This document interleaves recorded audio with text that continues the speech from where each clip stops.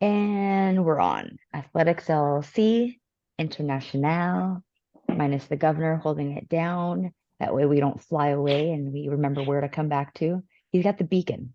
You're a beacon right now. We need you. Believe me, we need you.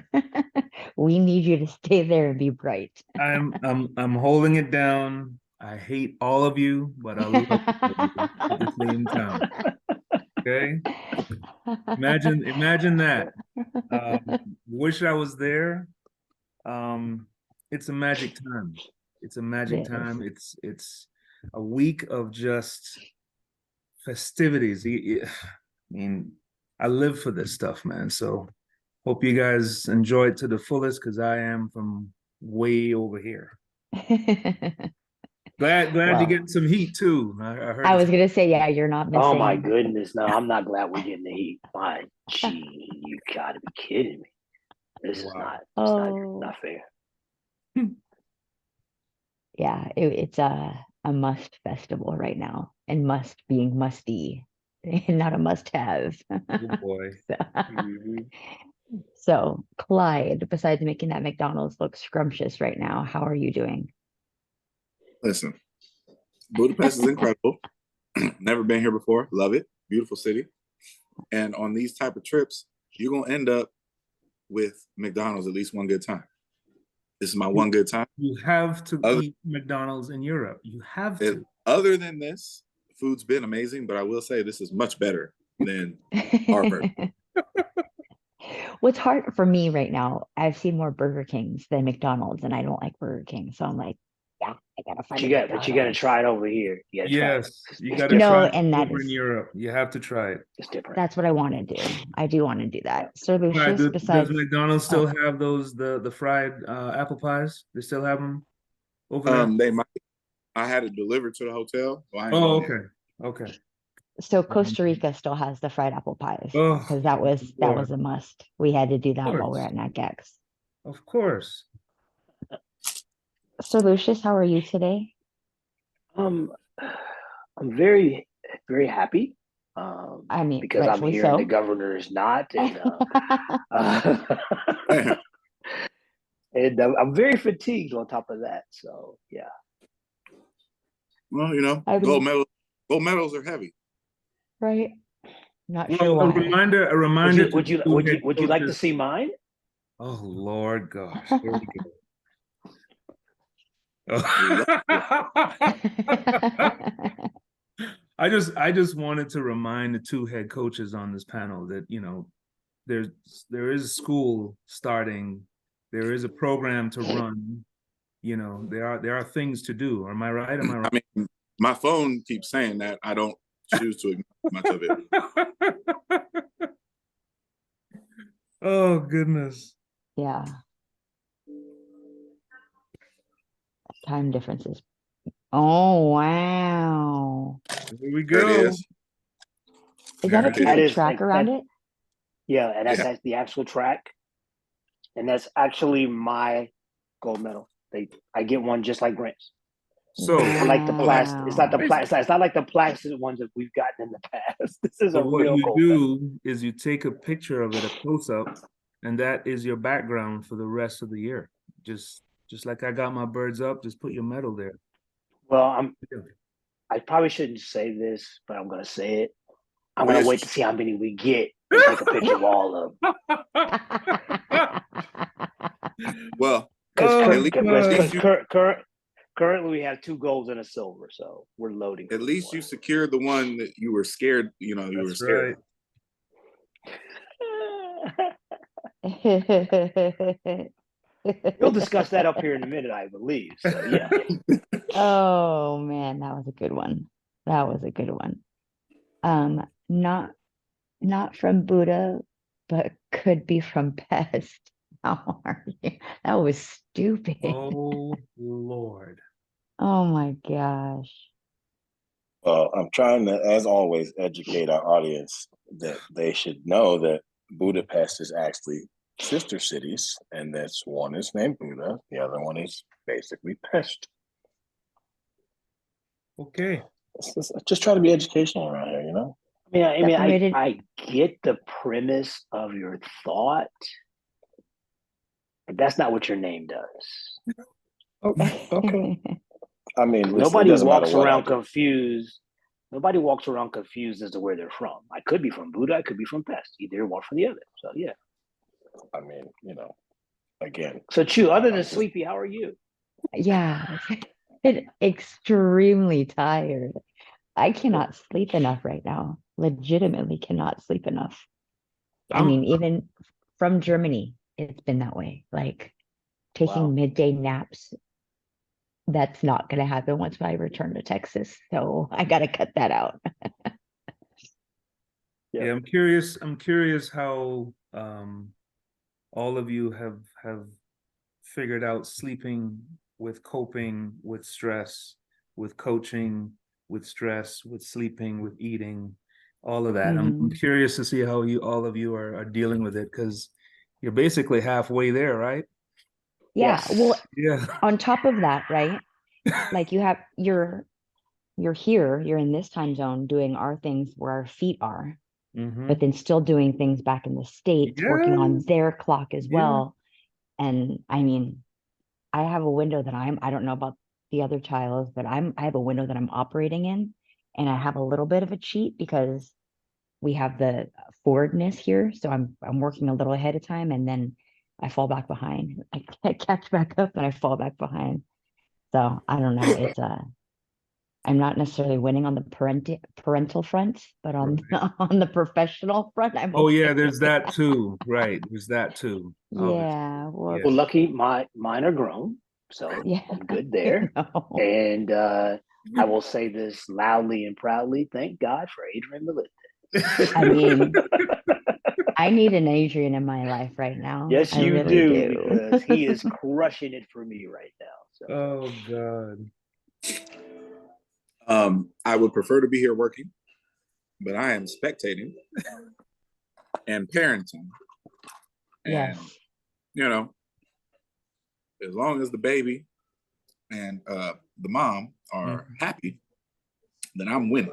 There you go. I would prefer to be chasing medals at the moment, but I will spectate my life away from the premium seats in the stadium. I'm having a ball. Amen to that. Yeah. So what's our first event to discuss this week? So So are we going in order from the first final and then going on? I'm going to say yes, because that's the easiest linear way for me to do So it. that would be the shot put final. I mean, actually, it's the 20K race walk. If we're being We'll Well, skip if that. hold on a second. It's a Let the shot put record final. show. Hold on a second. It's a shot Let the put final. record show that if you do that again, we might fire you. We're not discussing 20K race walk. See, last week you didn't want to be a part of the production meeting, and this week you want to just totally jack it up to something else. We're not discussing the 20K race walk. So. That's hilarious. I love it. Men's shot put. Shot to put a. Just what? So That's not what I said. Hey, Shot mute put. too. Shot put. These are the rails, and this is Oh, the show. man. Wow. Put Already. you on mute. We're at her wit's end. I think we've figured Yeah, out, like, I'm it's there. like getting to the end of the internet. We're finding out what when she's past that point. Oh, That will It's not be there. repeated, Big League. That will not be no, repeated. at all. At all. It's 2 And weeks to shot this for put. us. But anyways, so the Ryan.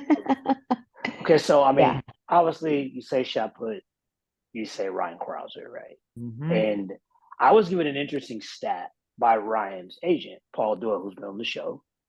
So Paul said before Ryan Krauser, there'd been 16 throws over 22 meters. Ryan has over 200 throws over 22 meters. Insane. That's just mind-boggling. Yep. Absolutely mind-boggling. But I mean, I think it was great competition. I think what did you say, EP, that about Joe Kovacs and his what he did? I mean, it's insane. Like Joe Kovacs he had a heroic performance and won a bronze medal on his last throw, or is it bronze or silver? I get it confused at this point. And think he was bronze. Bronze. The Italian and came out of nowhere. Yes, that's Yeah. right. And Joe got beat by 5 feet. Right? Like, and it, like, and you're just like, this math doesn't, it's not mathing.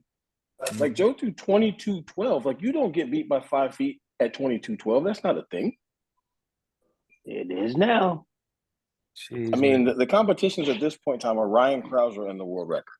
That's the competition. Mm-hmm. And he just missed it. And of course, all of that would be spectacular enough, if not for the fact that he did it with 2 blood clots in his leg. Which, when you have people, can you set the premise any better? Right. I mean, No, you cannot. in a world where athletes are legitimately missing from the competition for various reasons, none of them sound as serious as blood clots. Mm-hmm. Props to that man. The mere Absolutely. fact that this man got on a plane and was in altitude with said blood clot Blood clots. on blood thinners. Yep. Yeah.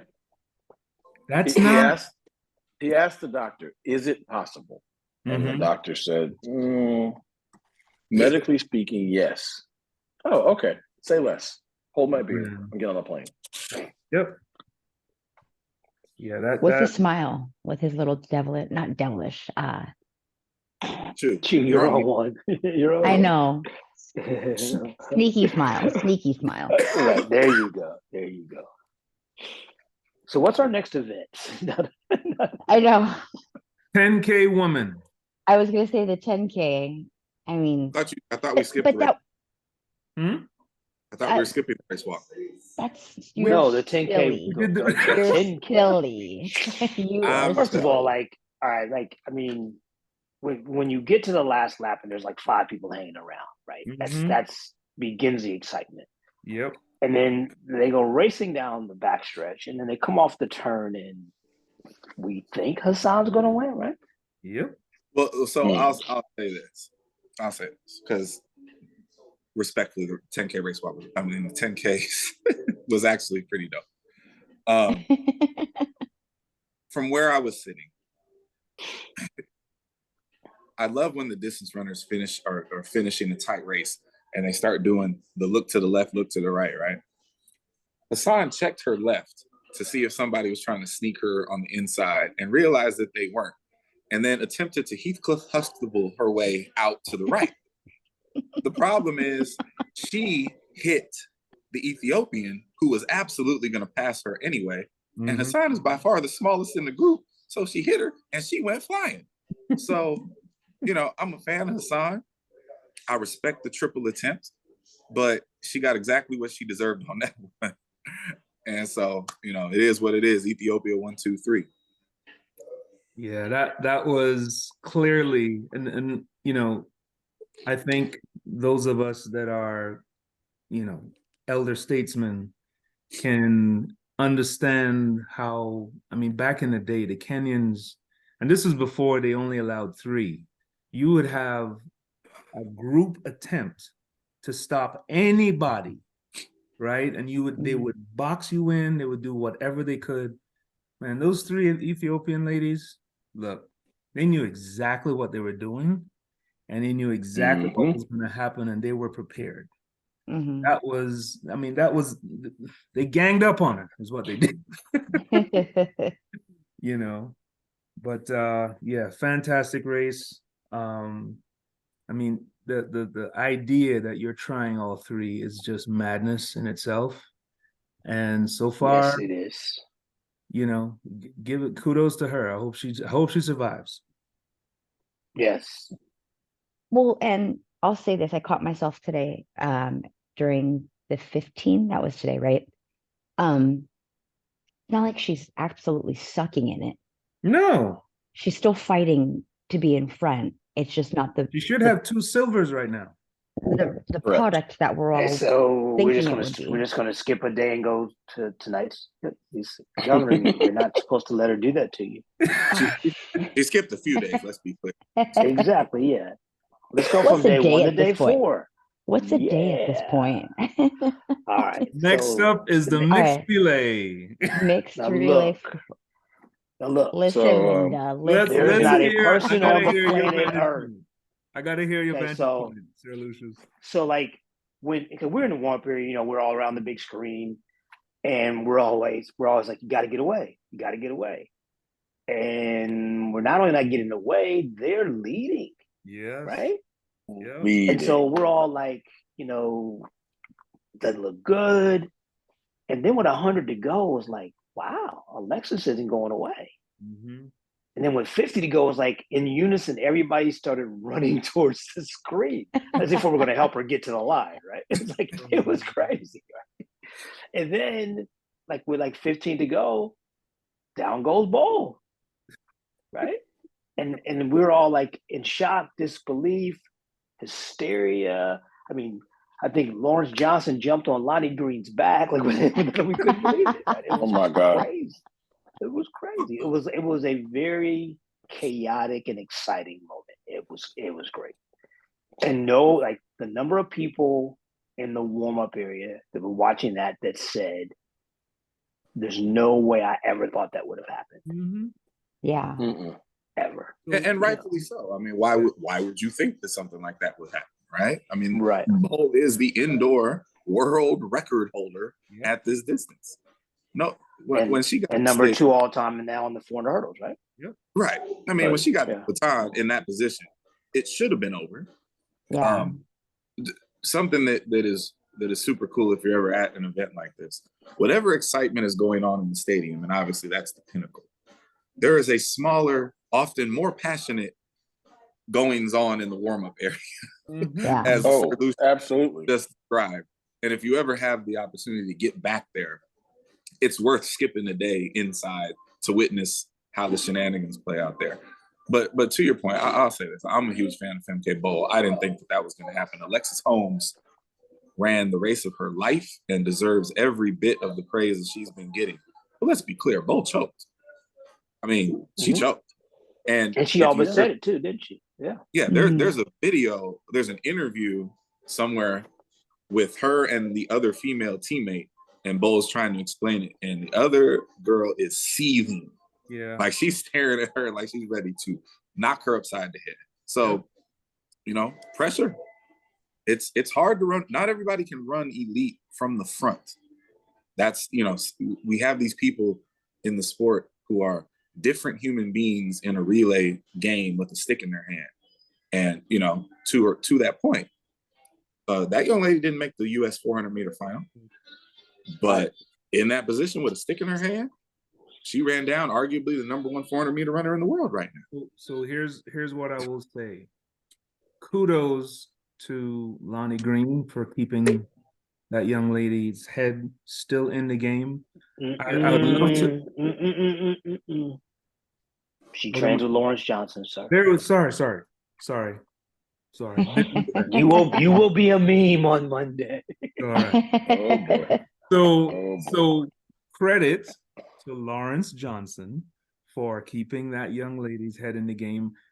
I would love to know how soon before she was put on this relay that she knew that she was on the relay, because But she's known for a long time. Okay. Yeah, this wasn't a surprise. Like, I don't care what anyone says. You run 48 anything on a relay leg, you are in prime physical condition. I don't care if it was a bolt from heaven. That was absolutely that doesn't happen by accident. No, absolutely not. So kudos to that young lady keeping her head straight and just running that bowl down. I mean, we're all staring at the screen. I'm sure we're all staring at the screen at the same time going, this isn't really happening. She is not, she is going, oh gosh. And there she goes. Yeah, literally. Fantastic race. As I said to the group, the mixed relay is here now to stay. I mean, if it is, yeah. So it's just proof positive to what we do, right? Like the one thing that this country does now and forever will do is be able to run 4x4s. Yep. Yeah, and Like, let's also we- give credit. Let's give credit to Justin Robinson, who ran a phenomenal leg in Oh, the boy. semifinal, Yeah. and then came back and led off again another great leg. Let's also give 43 and credit to 44. Rosie Effion, and then also Matthew Bowling, who jumped on there, as a substitute, split 45 low. Yep. You know, They answered. they are the world record holders, and it, so this kind of disproved or dismantled or whatever you want to say, this whole thing that rookies can't win medals because all four of them were rookies. Mhm. Yeah. All four of them, and they're Which not only don't- rookies; they're the gold medalists and the world champion. Record. Yep. Yeah. All right, Oh, what's next? Next up, what's long next? We have jump, women's women's long long jump. jump. Yep. Wow. I'm very Chuck, I interested mean, to hear. I'm very you're interested bursting to hear. at Yeah. you're Oh, no, bursting I'm at not. the seams. We need to let you go. I'm not first. I'm very interested to hear takes on the women's long jump. I mean, look, the women's long jump was entertaining. Yet we have one more example of why the plain foul rule is stupid. Yep.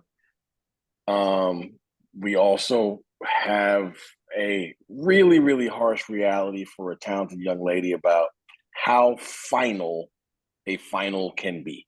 Mhm. Right? Like in baseball, like they have the probability of you getting a hit, like different counts, right? Like 0-0, 1-0, 0-1, all those things. Well, I'm gonna tell you this right now. The probability of you being successful in the long jump goes up tremendously if your first jump is a fair jump, even if it's short. They have equated it to about 10 to 15% chance of success once you get that first jump in. That's So, all. if you're learning a lesson, it's first one fair, second Mhm. one far. That's right. the rules. That's right. Because if your first one's not fair, it's just a different competition, and you got to be a whole different animal to handle that. So piece. what's the young lady's name that won the event? Ivana Spanovich. Voleta. Ivana, Yeah. yeah. It Bullet, used to be yeah. Spanovich, but Did she win on her second jump, or when there was second jump that was far, or was it one after that? It was, oh shoot, that's the wrong one. her second jump and her She worked fifth against jump. that. She worked against that rule that the EP just put out. I believe her first jump was a huge foul, Mhm. but she jumped well all day. 7:05 second jump. Yeah. Yeah, Which Yeah. would That's have the one. won. That's the one I saw. That's the Yeah. one I saw. her second jump and I think her fifth jump was 7:14. But she, Correct. it was obvious, and I this is no disrespect to anybody else. It was obvious that she had been preparing to take the title from Mahamba. Mm-hmm.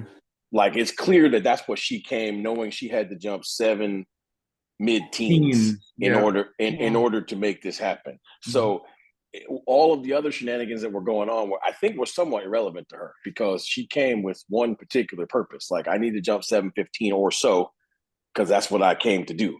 Right. The melee that happened behind her was actually rather entertaining, and I'll leave that to others to speak upon.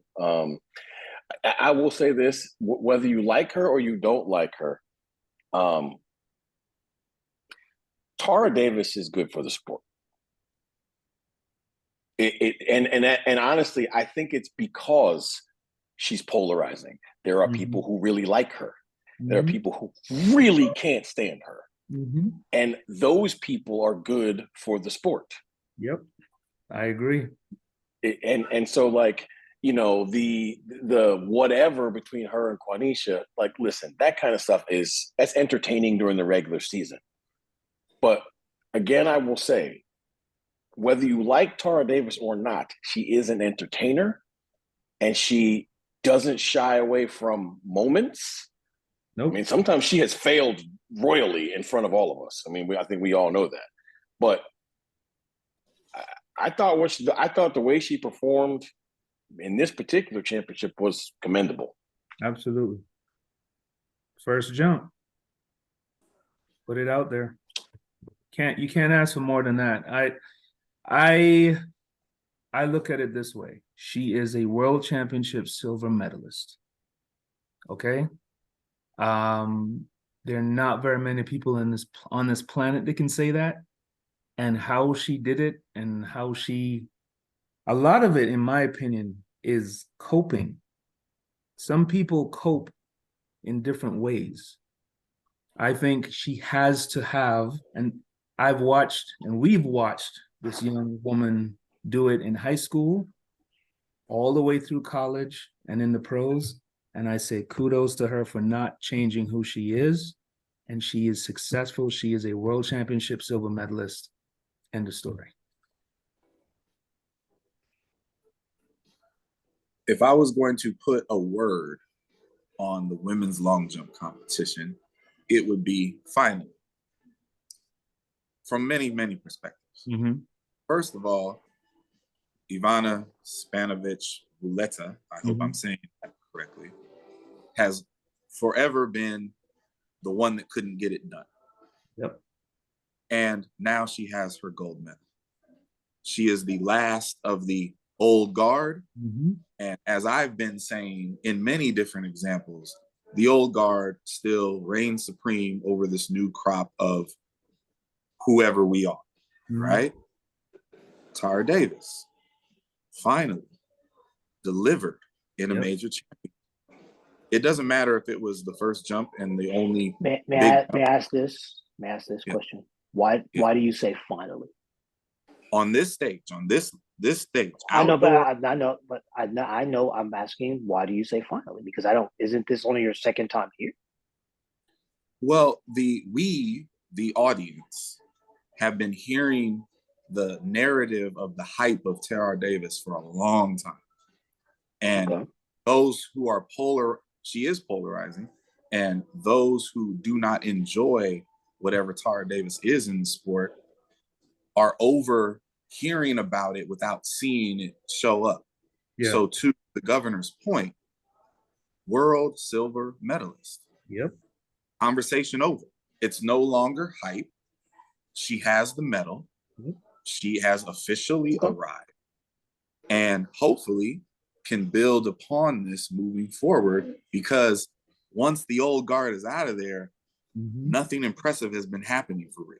Yes. So I'm waiting for the days that the women's long jump competition returns to 2, 3, 4, 5 people who can come to a competition and deliver a 7-meter plus jump. Yes. And it's exciting at that level. The new scratch rule is some bullshit. And that's just, it's some bullshit. Yeah, it's interesting because, once again, we're seeing these pictures float around with like the picture of the toe behind the line. And I keep trying to explain to people that is not what they're looking at anymore. Exactly. They're looking at what happens when you actually roll off, and whether you break this imaginary vertical plane. I'm going to stop talking because it's... Let's move on, please. Yes. So now we go on to the men's hammer throw. Woo! Those things were flying. Who saw that coming? Okay. Time out. So, very small amount of context to catch our fans up to stuff that they don't know. The basic national sport of Hungary in athletics is the hammer. This is the only world championship where the men's hammer is on the same night as the men's 100-meter final, and it will outshine it because the fans came to see the hammer. And if you were in the state, that is absolutely true. Yep. Yeah. And the young Canadian man has been coming all year. He PR'd 4 different times during the course of the year. He then came to World Championships and chose violence and threw his white gloves down from the very beginning. Very first throw in qualifying, new national record, first 80-meter throw in Canadian history. Oh, man. All right. So now all of the Canadians, because they have been smacked across the face so many times before with this I thought, know where you're like going literally, with this. I'm getting text messages from all of my Canadian friends. This was awesome. We just hope he can do it again. And I'm like, damn, y'all have like battered syndrome, right? And so of course, you know, his first throw is not great. It's not bad. It's just not great. Oh, you're Well, killing me. You're killing let me. me just say this. It's almost as if he knew an entire country was waiting, and he was like, I have 80-meter throws for all of you. He was like, Oprah, you get an 80-meter throw, and you get an 80-meter throw, and you get an 80-meter throw. Oh, and just for shits and giggles, here's an 81-meter new Canadian record. Ball game. Sorry about it, Budapest. I'm taking home the gold. Oh man, fantastic. I It mean, was. to your point, not from Buddha, the fact that one of the greatest hammer throwers in the history of the sport, who represent Japan, also had Hungarian roots. So we Yes. know that. I mean, the hammer in Budapest on this stage was. I mean, look, it was as advertised. I loved it. I loved every throw. It was fantastic. Fantastic. This was the kind of competition that'll make people who don't know anything at all about the hammer sort of like become hammer fans. Like, oh, that's cool.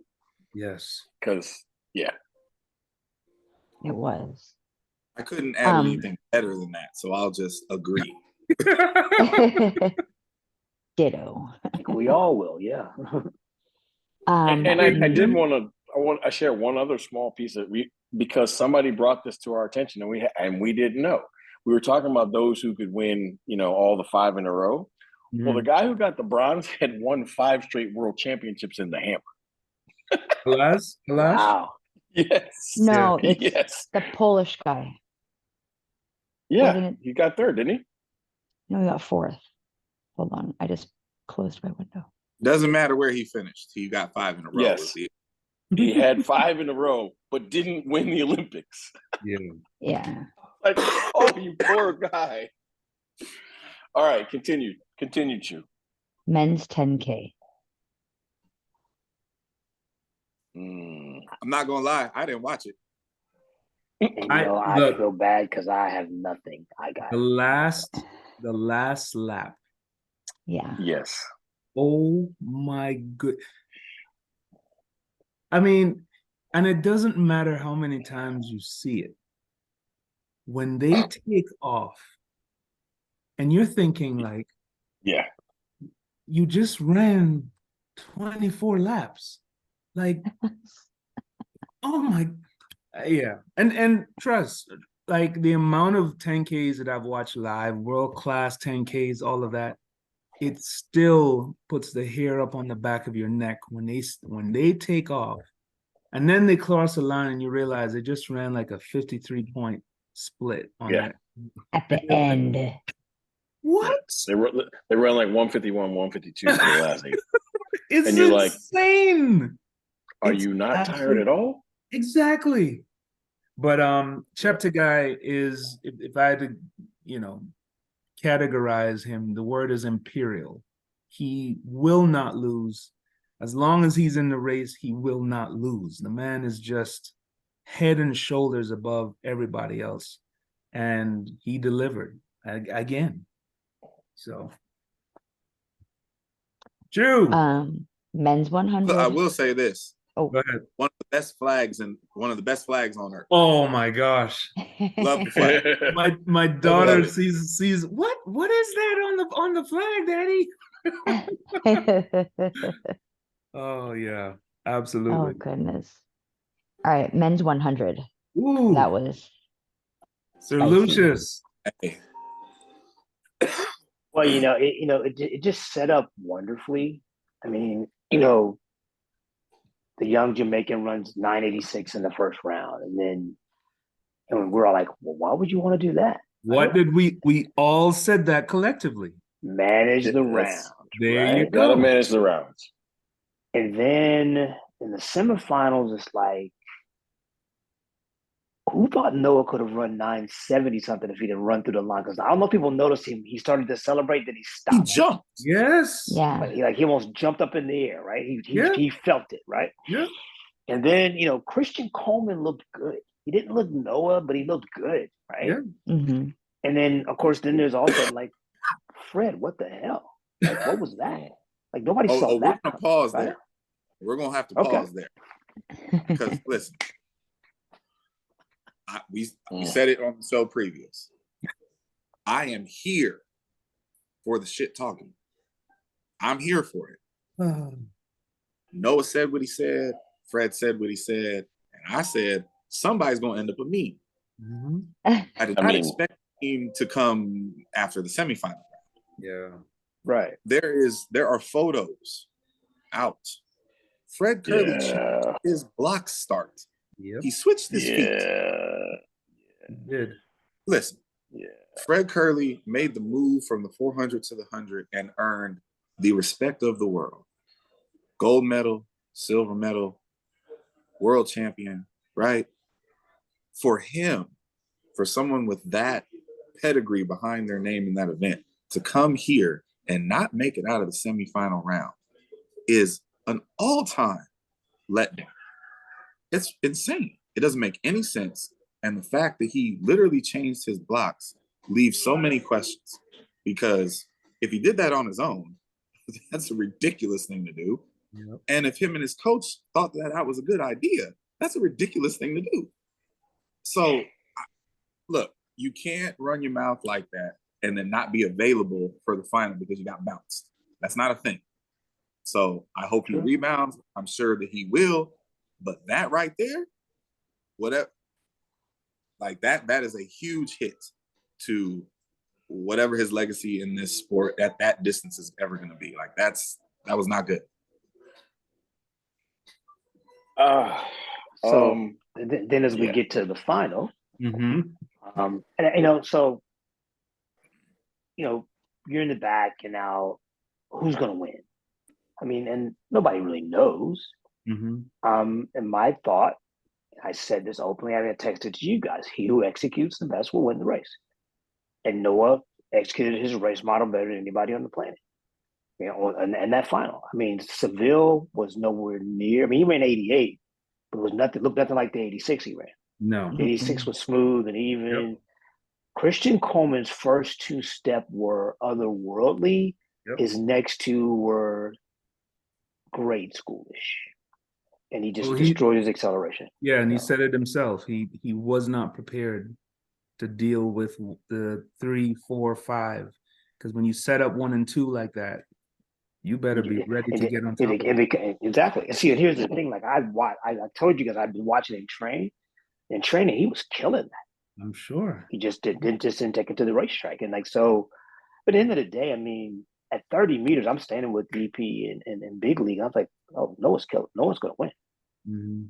No, at that point, there's no doubt in my mind, because he set the race up brilliantly, and he executed throughout. Because when Noah's that close at 30, he doesn't think anybody on the planet can beat him. Yeah.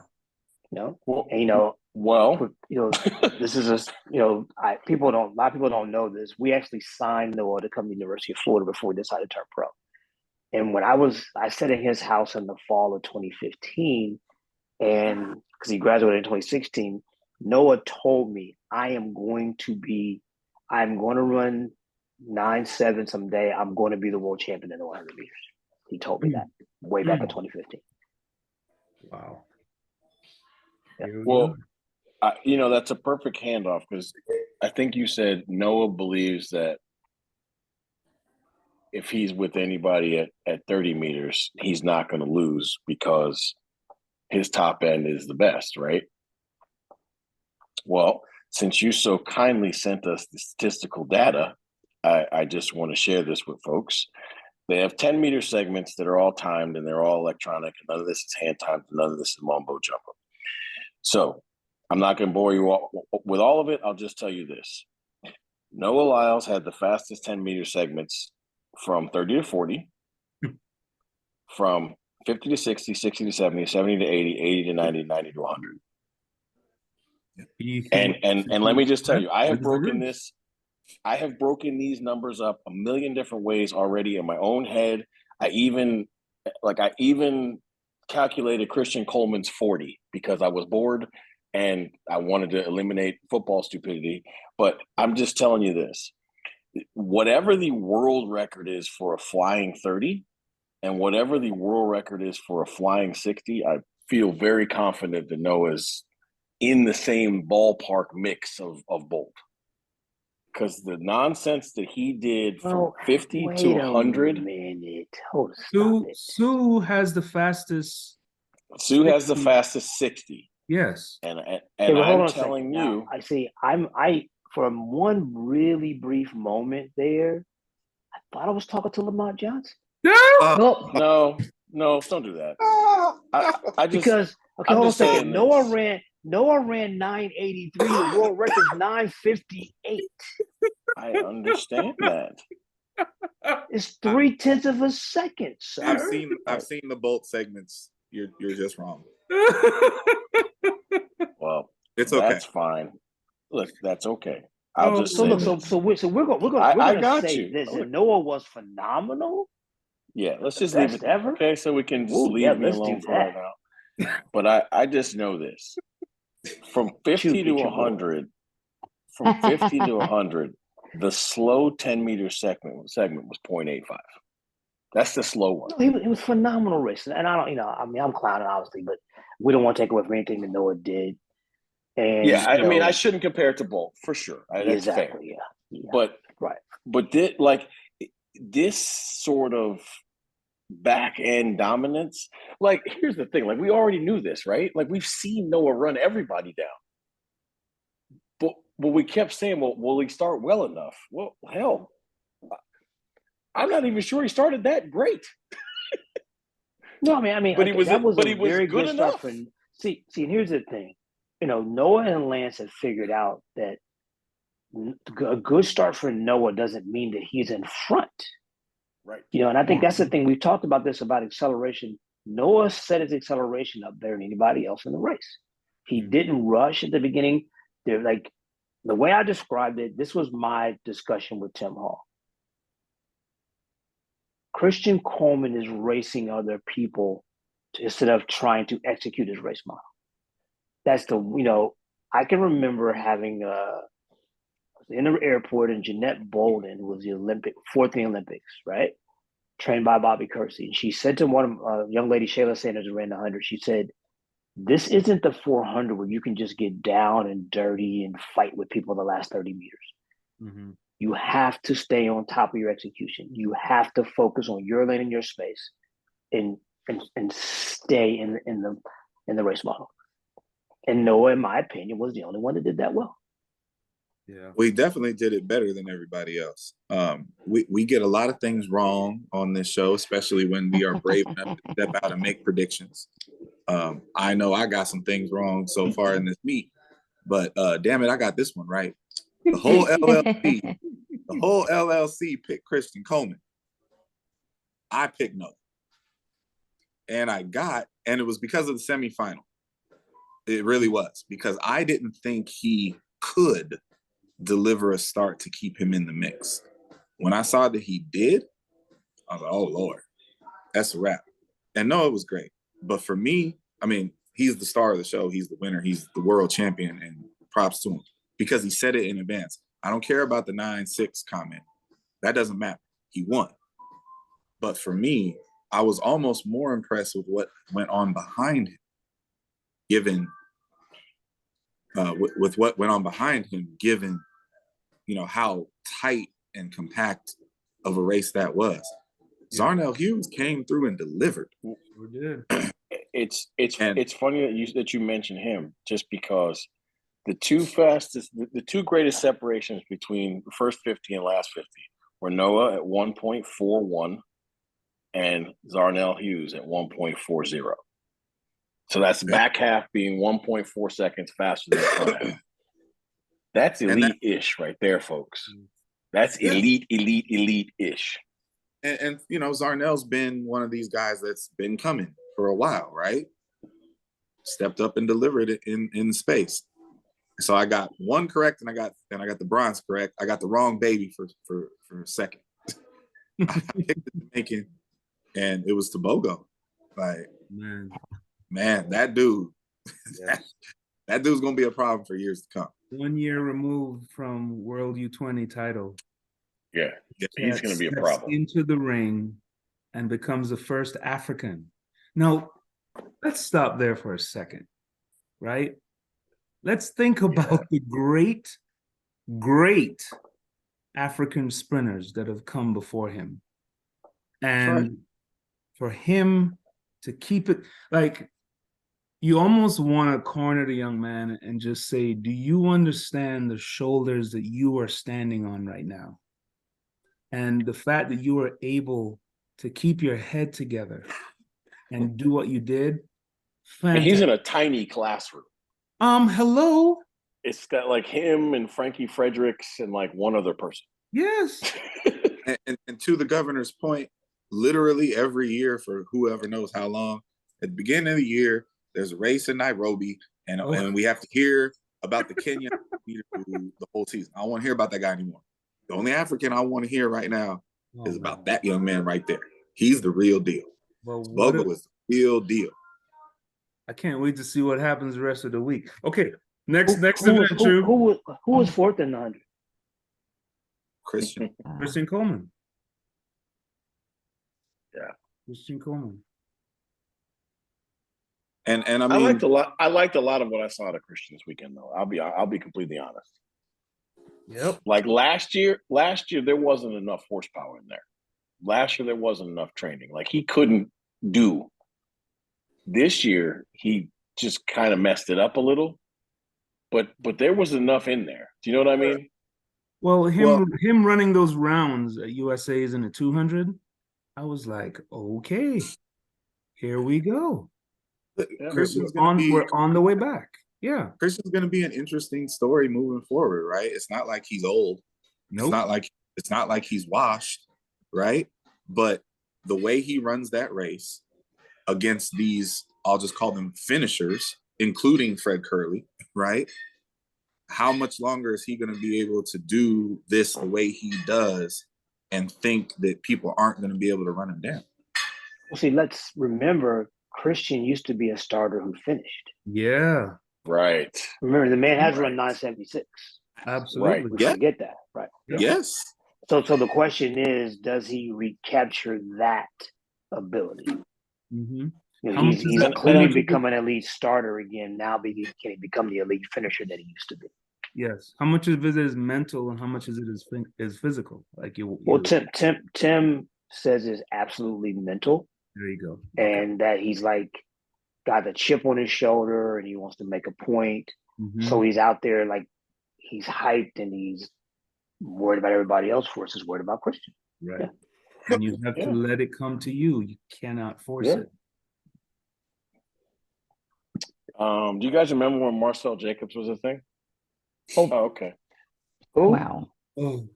Exactly. Big league. Next event. Oof. Exactly. Oh. Moving on to the men's triple jump. Not even let him finish that thought. Men's triple jump. Because that's African a whole win different that one. too? Didn't African win that too? First one ever? Listen, I'm going to tell you this right now. For those of you who don't really mess with the field events, you need to invest your time in watching this young man because he is fun to watch. Yep. Look, imagine watching an NFL running back triple jumping because that's what he is. And he's the total opposite of Mr. Hibbert, right? The total opposite. Right. Like it's not poetry, emotion, or fluid, but it's effective. Yep. Right. Like you feel it and he makes it happen. And you're like, dude, this guy's going to jump 18 meters plus because he's going to. Well, we saw a precursor to this in Monaco.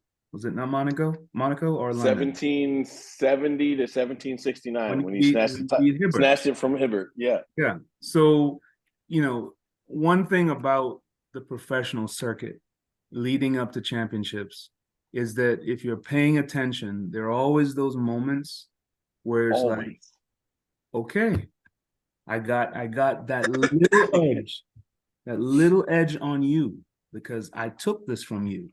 And I know that you've got it in the back of your head the next time we line up. This sport is about matchups, right? So, I hate it for Hibbert. I mean, when I saw the video of him going down, I said, oh my goodness. I mean, Yeah. out in the prelims and goes 1770 and says, hey world, it's over as far as I'm concerned. Comes down on his first approach, grabbed his hamstring. I said, oh Lord. But you have to be ready on the day. And this is the part that he is going to learn. I mean, this is a very valuable lesson in my opinion. And I don't know if there were any warning signs beforehand, obviously, all of that. But but Zango already had an inkling that he was going to win these championships, so who's to say that there wasn't a 1780 in him on that day? Yeah. Mhm. We'll never know. I liked his post competition in stadium interview because he talked about having paid his dues because he has won a bronze medal and won a silver medal, and he knew he was now ready physically and mentally for the gold medal. And like, that's the part about our sport that so many people don't get. Like, man, there's steps and levels to all of this. Mm-hmm. There just is. There's a difference between making the championships and making the final, between making the final and making a podium, between making a podium and winning. Like, there's levels. Yeah. It ain't luck. No, he's fun to watch. He always is. Very engaging, very entertaining. Mm-hmm. It sucked that Hibbert got hurt. The way he did, because if you watched Hibbert all year, he only needs one. Just one. Like, if he could have landed that one God, and had that happen on jump 2, he might have been able to win it, right? But listen, I think they made the right decision not trying to force him through it. I mean, he's a child. Yeah. Like, he'll be around. So, So here's a news flash. America need to get her stuff together and triple Woo! Listen. Oh man. Hello? Oh, and wow. To that point, we've been spoiled. 100%. Absolutely. Because boy, Christian Taylor and Will Clay held that down for what seems like forever. Yeah. But it's 2012. 2011, yeah. And with all due respect, it's over for them. Mm-hmm. Like, they're done. And so, yeah, we need to produce some new ones. So I throw the first challenge out there down to jump you, as they call it. Get on the ball. Get on the ball. What have you done for us lately? Get on the ball. Oh, wow. Eek. I'll go ahead and video screen or video challenge record that accepted, one. but the jump you stuff don't fly around here. All right. Next up, Men's discus. oh man. Wow. That was another big one. Talk about another moment where like the war period is on fire. I mean, like it's right before the men's high hurdle final. It's right before the women's 100 final. And Clark Kent is what I call the dude. He's like 6'12". Jay. And he just gets in there and he slings one and he's kind of got his chest stuck out like, hey, I'm that guy, right? And one of the Jamaican coaches, he just starts, they do that boom boom boom boom thing they do, like he's shooting at the screen, like he knows that Stahl's about to get there and do something crazy, right? And he's right. As soon as that thing came out of his hand, we were just like, it was one of those ones we all started walking towards the screen again. It was crazy. Right?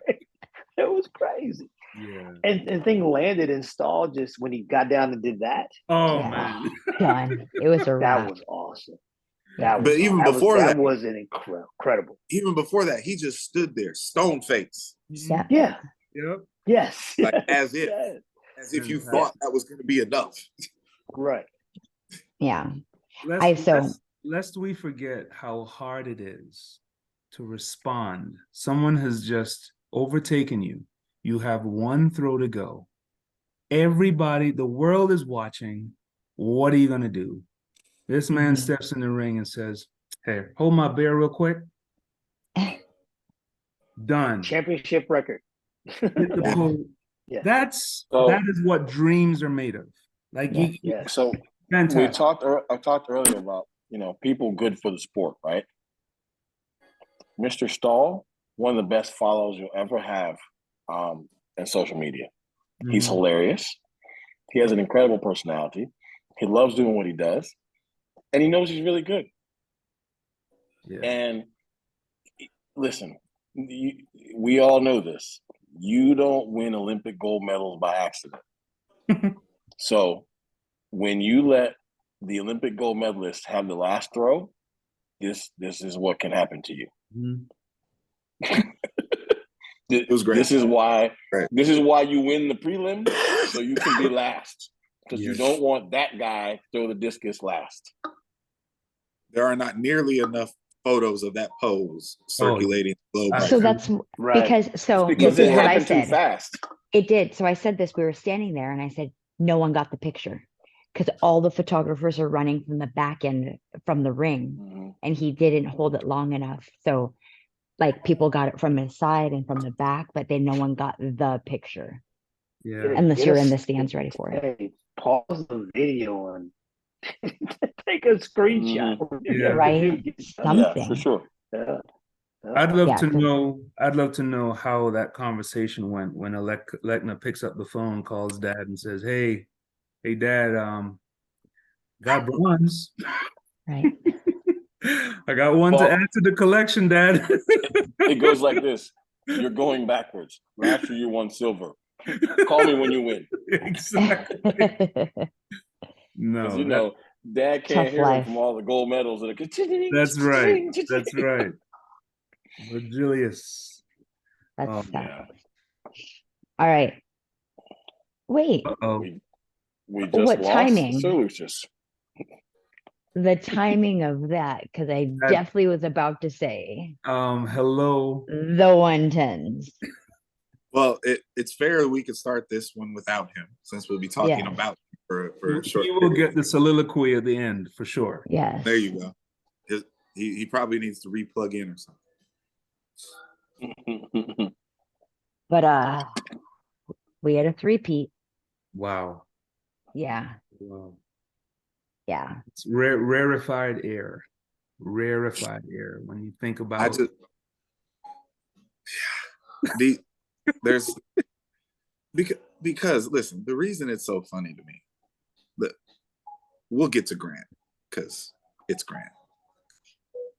One, the return of the prowess of the American hurdlers, Mhm. right? 3 in the final, Yep. 3 of the top 4 places, right? I'm gonna start with number 4, Freddie C. Okay, I have a lot of respect for what Freddie is doing and what Tim is doing with that group down there in Phoenix. They are grinding this thing out the right way. Mhm. Okay, and there's nothing harder. There's nothing harder in this sport than to be in the position that those guys are in. Incredible amount of respect for what they've accomplished. Daniel Roberts arrives to the show, comes out with a medal. Yep. Right? Daniel gets a little knock here and there for not being in the moment. He was in the moment this week and got it done. And Yeah. props to him and props to Alan Johnson, right? And he's back right on time. But the funniest thing for me, our sport has a lot of narratives, right? Some of them are very well earned. Some of them are nonsense that comes out of nowhere. And what was the narrative coming out of USA's? That the one truly proven great in the race was somehow scared of the upstart rookie. Oh boy. And with all due respect to Mr. Tinch, who I think we all are a fan of, he got to understand what this really is at this stage. Yeah. Talented enough to be in the final, absolutely. But he wasn't there. And that happens a lot. But the narrative that the Holloways, unrelated, but together, were somehow scared of the child. Oh Lord. Laughable. And with his return, I will yield the floor. Let's get some grades. Let's get some play through the rounds. So in the first round, like he got a C-. Like it just too close to every hurdle. But then I made it a C+ because he advanced. So I can't give him a failing grade. So because he advanced. And then so we talked about it. And honestly, he was just kind of overthinking, over processing things. And we had a conversation the morning of the semifinal, and I decided to need you to trust me. That I'm gonna put you in a position to win, and it's not gonna be close. And he goes, you know how he is. He just say less. So he came to the track, and we did what we did. And his warm up for the semifinal may have been the best warm up of his life. It was better than the 1281 warm up. His warm up for that one was so good that Vince Anderson, he went over 3 hurdles, and Vince Anderson goes, "Stop him now." You know, it was that good. And in the 1302 in the semi, I was really pleased with. And now I think he'll tell you, he said it today, that he was on world record pace for 7 hurdles. He got really excited coming off of 8, and he said, I got to quote him, he got very sloppy. He just wanted to win. And someone walked up to me afterwards, "Hey man, congratulations, you're going to get the record soon." I'm like, we weren't trying to break the record. He's trying to be the world champion. The record will come if it comes. But if Grant wins several more global medals and never breaks the world record, we'll be okay with that. We will.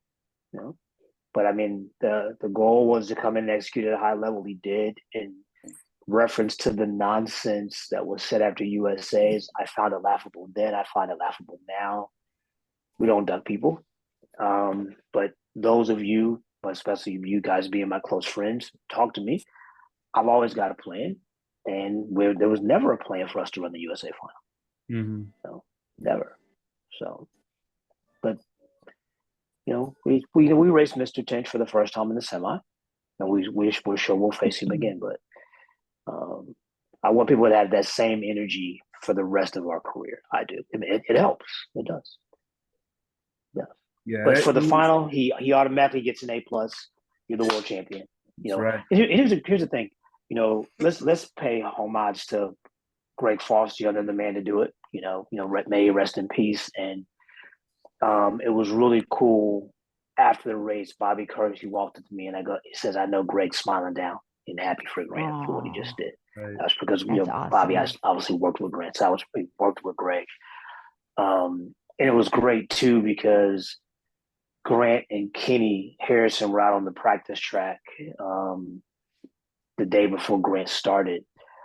And Grant did something, and Bobby Curtis looks at me and goes, "Don't you change a damn thing." So, not that I was planning to, but so when you get great eyes like Bobby Kersey and Vince Anderson telling you you're doing something right, makes you feel pretty good about what you're doing. But proud of Grant, happy for Daniel, and Hey, did I miss a call from you? I'll say this because Sir Lucius wouldn't. It's not his nature. Some people again are polarizing as athletes. I don't understand how Grant Holloway is. There's no reason not to be a fan of Grant Holloway. He does everything the right way. He's always been respectful. He's been a star from day one. And guys, you're not going to see another one these people don't come around very often. So just get on the bandwagon and enjoy the ride, because it's not going to last forever. And he's in the middle of the height of his powers right now. And you should just be sitting back and watching the show, because it is a show. Mm-hmm. I The just man want to has say been this. a professional athlete for basically 5 years, one of which was taken away because of COVID. Mm-hmm. And that's, so we'll call that 4-year period. He is a 3-time world outdoor titleist. He is an Olympic silver medalist. He's a world indoor title, and he's a world indoor record holder. Not sure exactly what more you want from the guy. Yeah. I wanted to say this. Grant, because it's not him. He doesn't fall victim to this. People watching Grant have fallen victim to what they believe he can do. So because they think Grant can run 12.6, when he runs 12.9, they act like everybody can. Right? Like Grant ran 12.96, and even the crowd was like somewhat muted. I'm like, listen, people, sub 13 runs are rare. Mm-hmm. Stop acting like they happen every week. 13.0 runs are rare. Grant, like Ryan Krauser, is running them all the time, but nobody else is. Right? Like when Grant is done running, he's going to have the record for most 13.0 runs, for most sub 13 runs, all those things, more than likely. And I just want everybody to stop like expecting the record from Grant and just accept the greatness that he's giving you. Right. Like this dude literally is delivering every time. That's right. So, like, if you're not a fan of Grant Holloway, check yourself. Because the dude is entertaining, he's real, he's engaging, like he's all the things you want a superstar in your sport to be. Yeah. Yep. Moving on. Mm-hmm. And nobody else so has. we're on day 3 right now. Yes. We're on day 3. The end of day 3. Did we miss on something on day 2? Mm-hmm. The race walk. Just kidding. Just kidding. Just kidding. There's a pretty exciting multi-event on that. Oh, sheesh. Goodness gracious. Yeah, what about that, Sir Lucius? I blame EP for that one. What happened No, there? don't blame me. Listen, he said that Big League was directing us, so I am just following along and staying in my lane. So here's go how ahead, I sir. was. Floor is I was yours. looking for the final, and it just says heptathlon, so that's my fault. I just looked for the word final. That is my fault. Sir Sorry. Lucius to rescue once again. Yes. Yes. So I mean, it's kind of out there now because she put it out there. Anna's sprained her PCL about 6 weeks ago.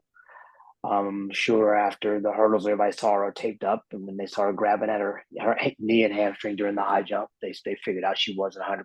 But for her to go out and score 67-20 and become within 20 points of winning the world title was, we thought, was a phenomenal job.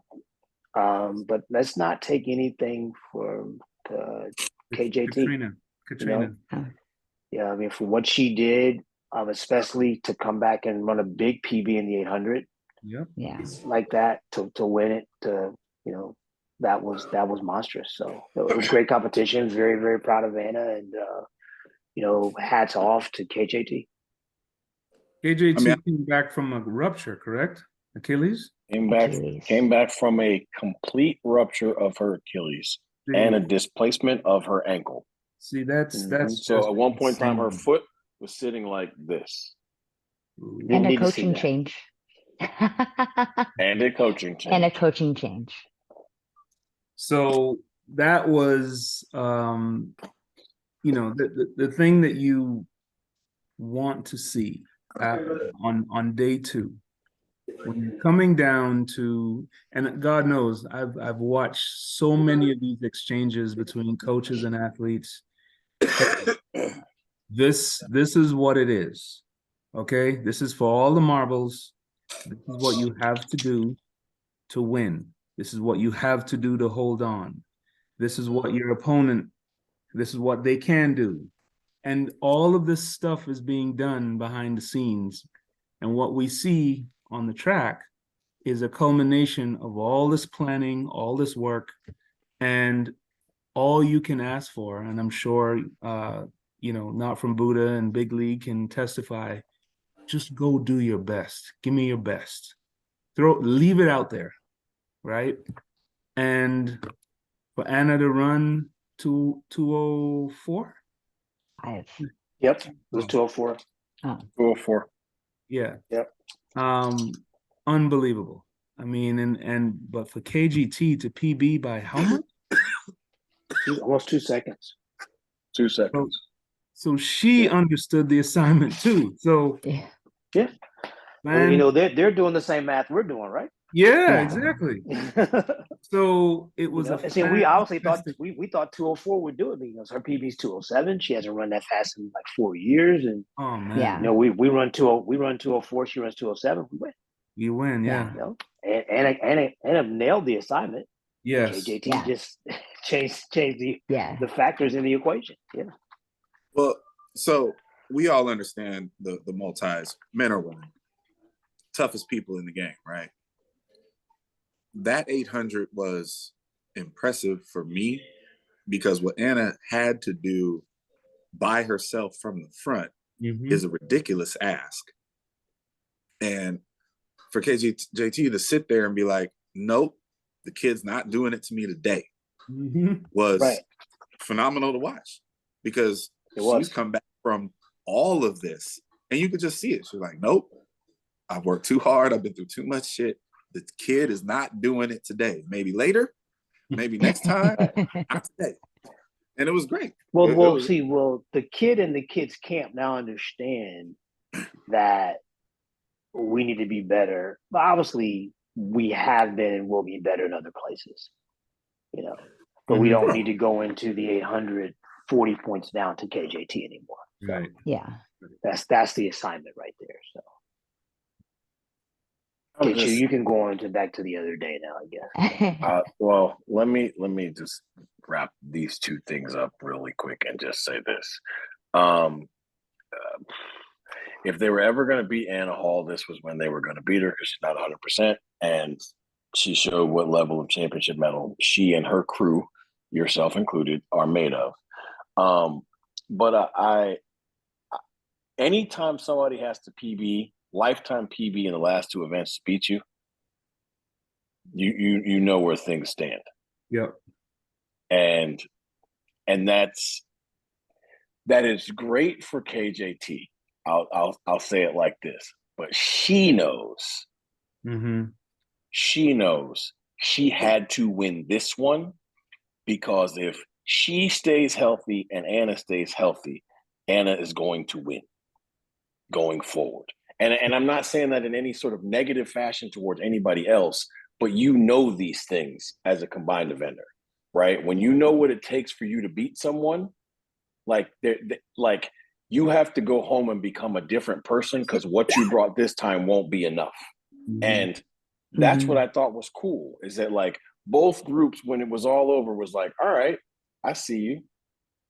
We go home. We're gonna get this work in and see where we're at in a year. And that'll be entertaining. I hope everybody stays healthy and comes out fighting next year, because let me tell you something. The women's heptathlon next year is going to be get your popcorn ready. Sheesh. Bring your popcorn. Yep. Now, because here's the thing nobody was paying attention to. Anouk Vetter did not have a good meet. She had two good events. She threw the living tar out of the javelin and ran pretty close to her PB in the 8 because she had to hold off the world for the bronze. Right. Oh man. All right. League. Back on track. Sorry, my fault. The race that everyone's still talking about today, the women's 100. Did that I happen? can't. So I can't tell you how many times on the bus ride back to the hotel you could hear the race on everybody's phone, Oh my and God. everybody had clip after clip, and I was like, shut up. We know who won. I was Mhm. over, like, I literally, I mean, that was what, 10 minutes after the race. I was like, I'm done. I'm just Mhm. done. I don't want to hear about it anymore. But anyways, it was great though. It was great. Not to take away from, I was overwhelmed. Anyhow. Well, before he says anything, I'm gonna give the man props. Bigley got to watch a championship sprint race from the practice track, Oh yeah, which is one of the greatest things on the planet to Yeah. do. absolutely. And you watch it on the big giant screen, and it's amazing because all the people who coach all the people are standing there watching it. So it's real time and it's amazing. At 30 meters, Sir Lucius says out loud, out loud, Mhm. Sha'Carri's gonna win. Oh my goodness. And Yeah. I say, nope. And then I say, yep. Like literally just like that. Like In at 30, sequence. he's like, Sha'Carri's gonna win. At 35, I was like, nope. At 40, I was like, yep. And then we watched the last 60 meters happen and it was over. That's Well, I think that, George Williams says it best. You don't know the play unless you're in the huddle. And Mhm. I watched Dennis masterfully, patiently, aggressively get her to change her first two steps, Wow. but before the semifinal, and I couldn't hear everything that was said, but I did hear him say, "This is going to make the difference. We have to get this right." Mhm. And in the semi, she just didn't react well. She actually, her steps were more open and aggressive, Yes. but she just didn't react. Probably maybe the worst reaction in a world championship semifinal in the history of man, Mhm. or woman in this case. And I think that when she, nobody seemed to notice that she ran him down, Yeah. right? Like Yeah. nobody was talking about that. I'm like, was I the only one who saw that? Yep. Like she Yep. got a horrendous start and she ran him down. Mhm. So I mean, yeah, it was just masterful. And Dennis walked by me. I was getting Grant ready, and he's said something like, "Hey man, let's get this done." I said, "Let's do it." And he goes, "Oh, I'm working on it," and he walked off with her and went and did his thing. And like I said, when I saw when they got to like 20 meters, I'm like, "Oh, she's curious." But I said almost the exact same thing the night before with the men. When at 30 minutes, like no one's winning. Yeah. Because it was just too close. I'm no prophet. I don't have the winning lottery numbers or anything. Damn But it. I just again, kudos to Dennis because I mean, as we all, I think Clyde has been saying it all year long. She has the talent to beat anybody. Yeah. But will she execute, and will she keep her composure? And she did both of those things. so again, we get some things right every now and then, and we get a whole lot of things wrong. In real time, I had this one totally wrong. Let me say this to start. First and foremost, Sha'Carri is one of these very polarizing athletes that we have in the sport. And whatever side of the Sha'Carri Richardson premise you have been on over the years, you have to readjust your perspective now. Because now she is a world champion. And now she is due the respect that a world champion deserves because she earned it. Okay? I've said when she won the NCAA championships in 1075, I said immediately in the moment, publicly, Facebook, the whole nine, I said, she is the future and the present of U.S. women's sprinting. And then all the behavior started to come out. And then all the nonsense started to come. And it turned into a spectacle. And for me, That made me not a fan, right? But see, it doesn't matter if you're a fan or not.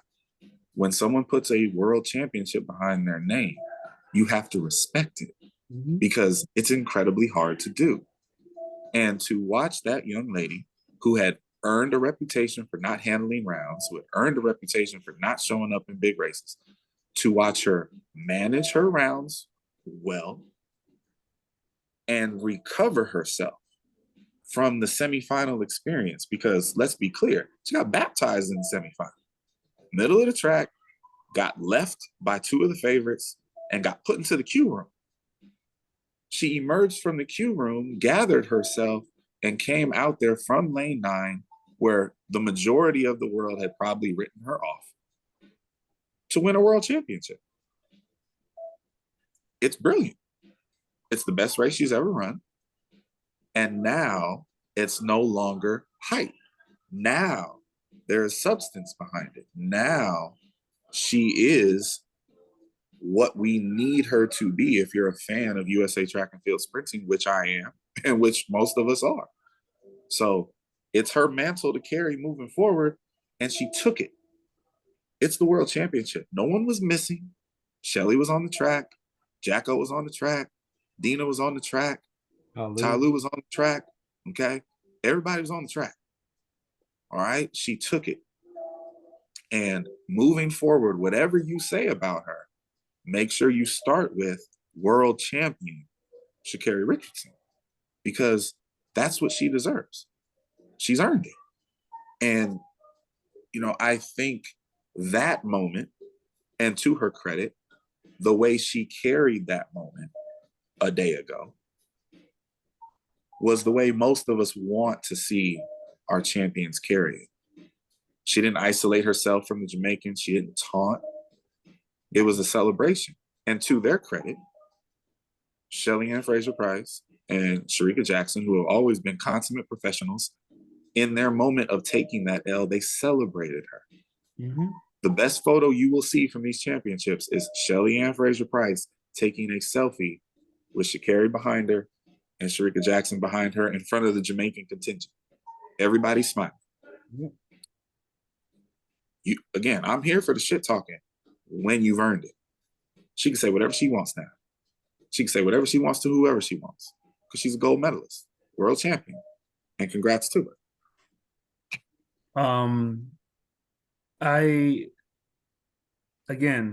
I love the story behind the story. And what was the biggest narrative in the women's 100 between Sha'Carri and Shericka? We didn't see Shelly Ann very much. We understood what was going on, the injuries, you know, that sort of thing. But we watched Sha'Carri on how many occasions run down Shericka.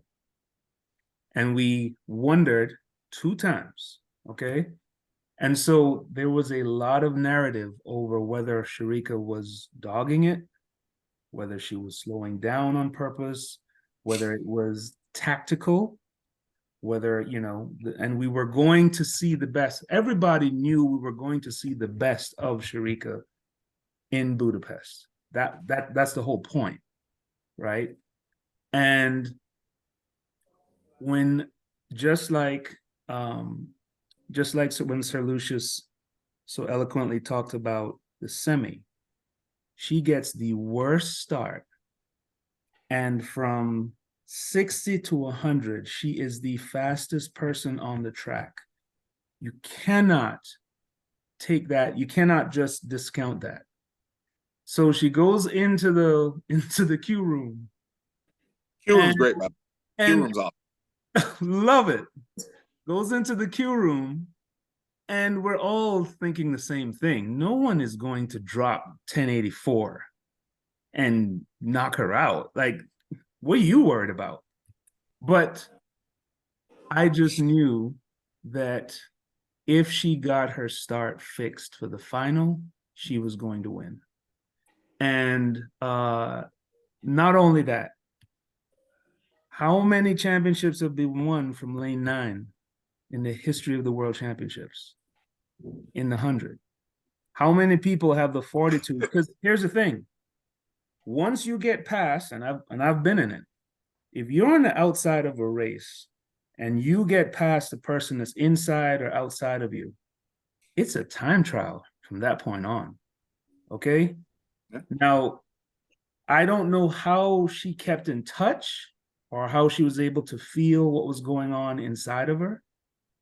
But kudos to that young lady. She ran.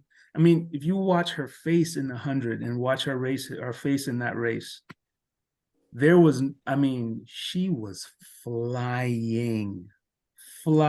You dropped 10:65 in the final of the World Championships. Hats off. And here's the big thing that nobody's talking about. Like, they had no rest. Yeah. It was like an hour. Like when they Grant got back to the warm up area, he had to be back in the call room like 43 minutes later. So let me stop That's there, crazy. Sir Lucius. How much time did it take from the warm up area to actually stepping on the track? I mean, like they have there's a cart that drives them. Right. That's how far it is. Yeah. So how much time did they take you out from the warm up area until go time? Like 30 minutes. 30 You had to be in the call room 30 minutes before. Yeah. Wow. I mean, They literally, yeah. They literally had to. They literally had to basically come back. Maybe get like Grant got a quick flush, put his spikes on, and started our stuff. That was it. And Wow. the ladies had probably about the same amount of time. Yeah. And you know what? Because the governor is talking about the lane 9 issue. Two things. One, should not be lost. Championship record. Mhm. So it was the best 100-meter race ever run at the World Championship. Yeah. But here's the thing. I'm not mad at the idea. I'll call it that. I'm not mad at the idea of the narrative that's currently out there that her being in lane 9 somehow helped her. It very well may have. I don't know. I don't care. World champion. What that reality does set up, though, is probably the most intriguing thing moving forward for the rest of the season, because there is a Diamond League final on American soil in the Cathedral, and she will be in the middle of the track for that one, guaranteed. Okay, because she's going to go in there world number 1. So for the people that think, oh, that wouldn't have happened had she been elsewhere, I'm not too sure about that, but we're going to get to watch. Right. And See, here's the thing. Does anybody realize she's only lost one race all year? Yep. Right. Yep. You know who beat her? Who did beat her? Was it Ty Lue? Julian Alfred. Julian Alfred. She's the only person to beat her this year. Yeah. That's right. And hats off to her finishing 5th. Not 1092. The only person I think probably collectively thought was going to be more of a challenger was Toulouse. She still ran 1080 something, but after the 1072 in the semi, we were like, whoa. Oh no, or 1074, whatever it was. Yeah. Yeah, it was the opposite. If you watch the final, if you watch the semifinal, at least from my eye, Ty Lue transitioned beautifully in the semifinal. In the final, it was not the rhythmic, beautiful move that she made there, and in a race like that, I mean, you can't get away with that. So, yeah. All right. Big. On to day 4 now. Men's high jump. Hey. Wowzers. Woo-hoo! Wowzers. Yeah. Pronounce the young man's name, because I don't mess with it. Tanberry. Tanberry. Yeah. Tanberry. He was just that dude tonight. Yeah. Yeah. He He was. had all the mojo. Hats off to Javon Harrison. Javon Harrison repeated his tail off, man. He's coming of age. Again, Yeah. we are watching. Hey, and I might only notice that the SEC's having a hell of a World Championship. Jeez. Yes, you are the only one to notice that. I'm asleep I am now. not. I'm falling asleep. Wow. Okay, fall asleep, Chew. Hey, Just had at to sneak that one in risk there, of huh? at the risk of Chuck of Clyde, I'm sorry, muting me for the rest of the night. It just means more. I was waiting. I didn't hear it yet. I was Oh, waiting for it. goodness. Listen, Javon Harrison Mm-hmm. is obviously the future of the event. Yep. And personally, I think if he stays healthy, he will one day threaten the world record. But he is also in the middle of learning a very valuable lesson, which is these dudes are hard to kill. And Tambiri might be the hardest of all to kill, because I think everybody admits or will acknowledge that people like Barshim are more gifted. Mm-hmm. But this dude, if it's championship time, if there's a medal on the line, Yeah. you can't kill this guy. He's just always there. And you know, Javon got a real taste of that tonight, but the competition was phenomenal. I mean, they finished with the same jump. Yes. Yeah. Yep. No, I love it. Absolutely loved watching the event. I mean, for the first time in a long time, they were actually going jump by jump in the US telecast. Like we were seeing Oh, from really? in the 20s, we were watching each round, and they would show all three of them. And so we as a US audience got a chance to ride that wave with them, which, I mean, fantastic. I love it. I hope they continue to do it and realize, because it was you had other things going on, but they realized what they had in that high jump. And I don't know if the field events, because they did the same thing in the disc. We actually got a chance to ride along in the women's disc, and I won't say what happened because we're not there yet.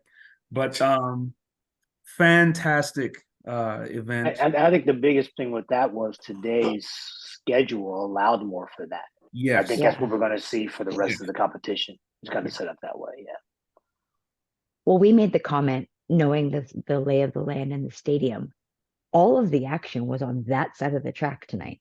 Like when I was thinking about it, when they're starting the women's 15, I was like, they're interrupting the rhythm because of the laps and whatnot. And, they're starting further back off the apron. So I was like, oof, I wonder what it's going to do. But I mean, obviously, that's why they're here. They know how to manage those things. But yeah, it wasn't a nail biter. It was just exciting.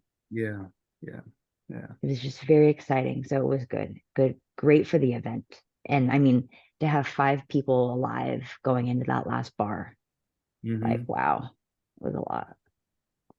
So the other event that was concluding at that same time was just already mentioned, women's disc. Holy schmoly. EP, go. Yeah. Quick, who's the only American female to ever win world championships in the discus?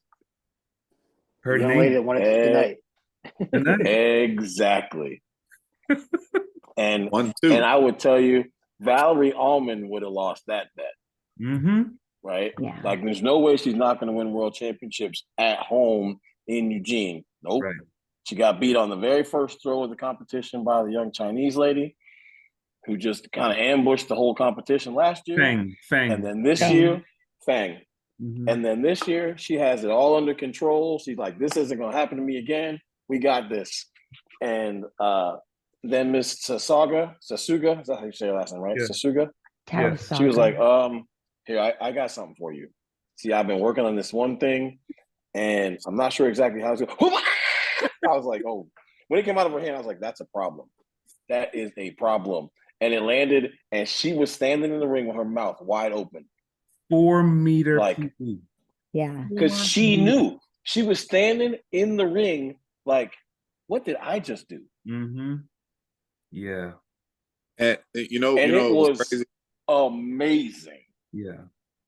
The true competitor that Valerie Allman is and how great she's been, she couldn't even hold it back. She was pissed. Yes. Oh, she was pissed. Oh yeah. I mean, when after the event, she's you know, they're getting interviewed by Lewis Johnson, and she literally said to Lewis, I mean, Tasaga is standing right beside her, and she goes, Lewis, I'm not gonna lie, I came here to win this. Like, Yeah. and dead serious, looking him in the face, like, I didn't come here to lose this event. You know, hats off to Tasaga for, you know, for her throw. I didn't come here to lose this. I was like, ooh, okay. Oh, but that's why I loved it. She owned it. Yeah, man. She owned it. I mean, hey, we talk about beating people at their best. That's what competition is all about. I mean, when is a John DeGata talent show going to start kicking? Oh boy. Well, listen. I'm gonna steer y'all off of that. I think y'all are crazy. I think it's something about our sport that gets lost to the you know, the general public. Don't get it twisted, people. Like, with the exception of the rare moments where there are relays run, everybody wearing this shirt, they're not teammates. They're not teammates. Yeah. Okay, so don't always expect that you're going to see the hugs and the "I'm so proud of you." Usually that's a bunch of nonsense. These people are not teammates. That's right. So Hey, let me show it to you. Hold on. Let me show it to you. Look. That's what you get right here. That's right. I respect. I have hugged you, but I'm not touching you. I'm not touching you. No, I respect her for owning it, because that was one of the realest moments you're ever going to see on camera. Trust me, she's somewhere punching air right now. Yeah. I feel like she's not going to sleep tonight. I wouldn't. Somebody drops a 4-meter PB on you, like, seriously, you just walking around kicking cans and right. Just. That's right. But even that competition towards the end was heating up, similar to the high jump, because Fang had a big throw. You know, when Valerie let go of the disc, it looked like it could have gone even farther. You know, Hassan, not from Buddha, was like, "Oh, that's 70." I was like, "That's not 70." You know, and then, you know, Lagi throws hers, and we're just like, this is like a real competition. Oh, yeah. Not that it never is, but it was a very exciting competition once again. So. Well, that's just not. Listen, I mean, if you're the Van favorite, Klinken slid into the bronze position. Oh yeah, so and then Jordan, she was in and out. Nobody even noticed. Exactly. Yeah. But I mean, that's the point, right? Like, if you're a heavy favorite like that, you take stock of who could beat you, and if somehow Van Klinken's got in there and beat you, you're like, okay, I'm not happy about it, but I understood it. 4-meter PB, but nobody thinking about that. Yeah. That's wild. That's a crazy way to lose. All right, Big League. As I mentioned, the women's 15 was also concluded today. Man. Who's the resident distance expert on this panel? Is that supposed to be me? Okay, so then I'm going to defer it to the boss man, to the Godfather, Sir Lucius. Help me understand this, because rumor has it that you know a little something about distances. You might even have a pretty good distance team coming up here in a couple weeks. I just have a legitimate question. An audience, send us answers in the DMs, whatever. I don't understand the women's 1500 meter final. You know you can't out sprint that woman. So why are you making her life simple? Why did they just defer and let her jog 3 3/4? Okay, I can answer this question before he answers it. Listen, you in that scenario, you have two choices. Yep. Right? Death by stoning. That's or right. Death by gunfire. Because you can't go out in front. Nope. What are you gonna do? Run the kick out of her? She's the number 1 5K girl in the woman in the Hey history. Man, whatever. I'm not gonna let her lead every minute of the whole time. Here's the problem. TV in front. If you let her lead, you take stock of others and you have a shot at a medal. If you lead, you will not medal. See, this Clyde, this is truly a case about the human condition. Okay? you have a choice. And just like Not From Buddha just said, it's either you're going to get killed ugly or you're going to get killed kicking and screaming and, you know, giving everything you've got. It's either way, it's not going to happen. It's just not going to happen. Now, as a coach, you're not telling your athletes, hey, go ahead and fight fight for second, right? But there were, let's put it this way. For those athletes that were with her at 300 to go, they did their job.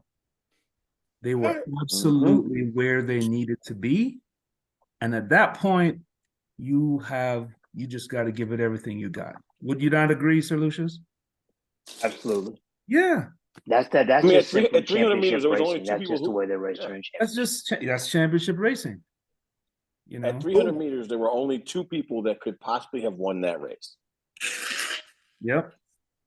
Absolutely. And everybody else was trying to figure out how they could sandwich themselves in there. Mm-hmm. Because Faith is better than everybody. And the only one who believes they have a kick that can outkick her is trying the triple. That's right. Right? Like, at the end of the day, like, we can't be either one of them. Nope. So let's figure it out. Mm-hmm. Hey, Face the GOAT. I'm just saying. I accept. Yeah. At some point, probably next week, we have to talk about the qualifying for the men's 800.